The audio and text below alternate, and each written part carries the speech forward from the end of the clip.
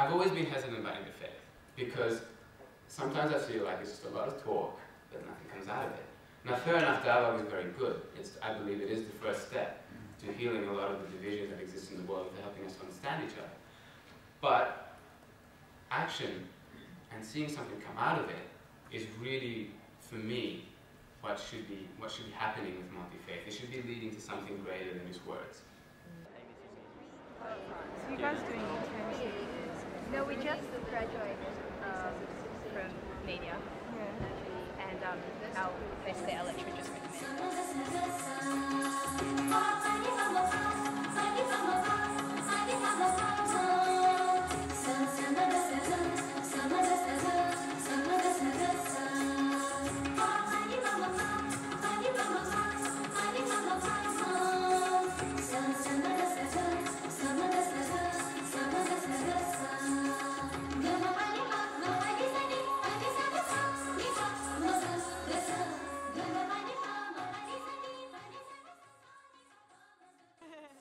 What's brought you to the Parliament this year?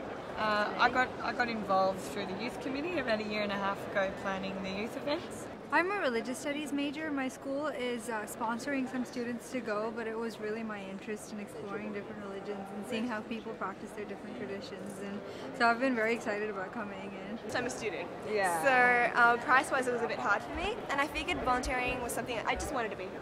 Yeah. And volunteering was something I could do and actually meet people and really be part of it. Well, for me personally, I've come to see the Parliament to see how all these different religions interact and how we're working to create a better place to take action against climate change and all this radicalism and hatred in this world.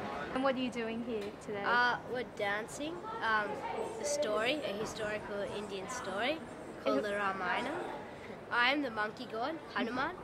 You should ask Benji about how we got here, because Yeah. he had a project that, you know, he's got a bit of the limelight, but Stripping not down. really.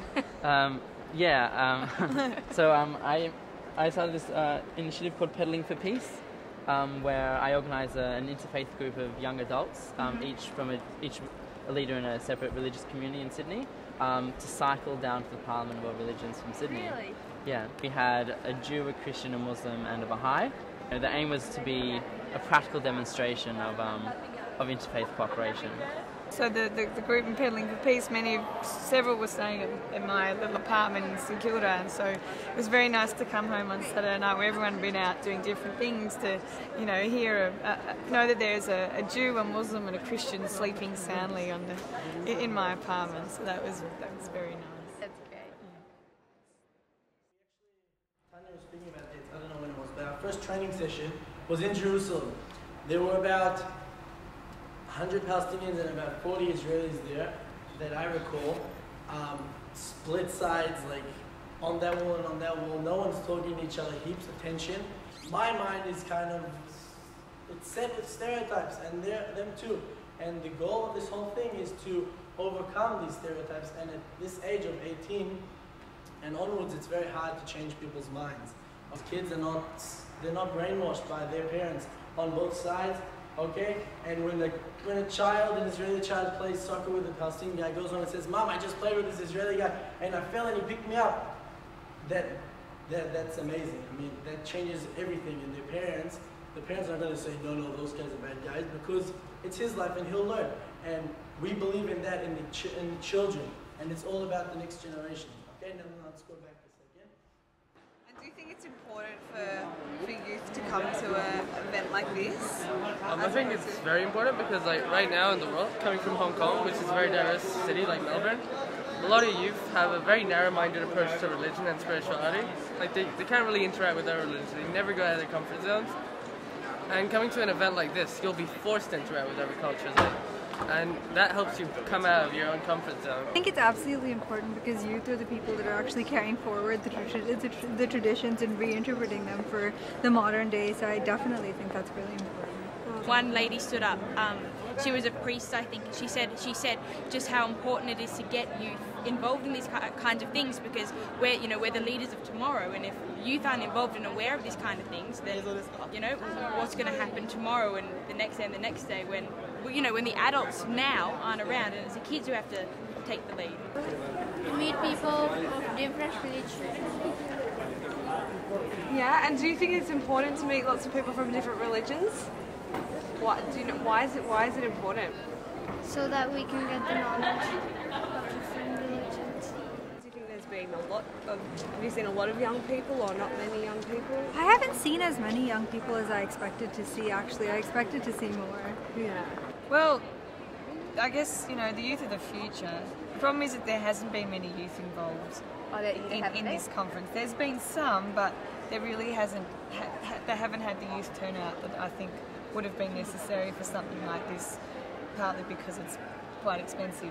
You know, where are the uni students and the youth movements from the different high school students? They're really, I think that has been disappointing, and the events that the youth have been asked to participate in with older generation, they haven't really had a go.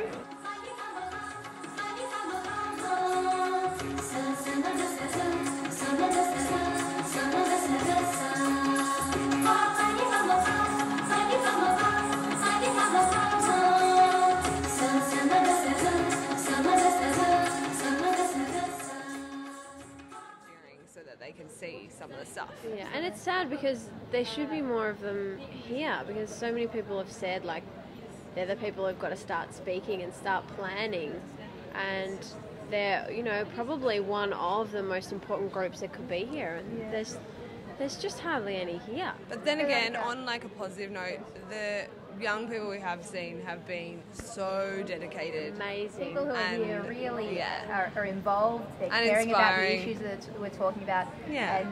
And I feel like they, you know, as someone said, that, you know, the people, everyone at the Parliament is supposed to be the leaders of, you know, going back to their communities and be leaders. And I feel like the kids who are here and who are involved are those people. I think, like, I'm quite proud of them.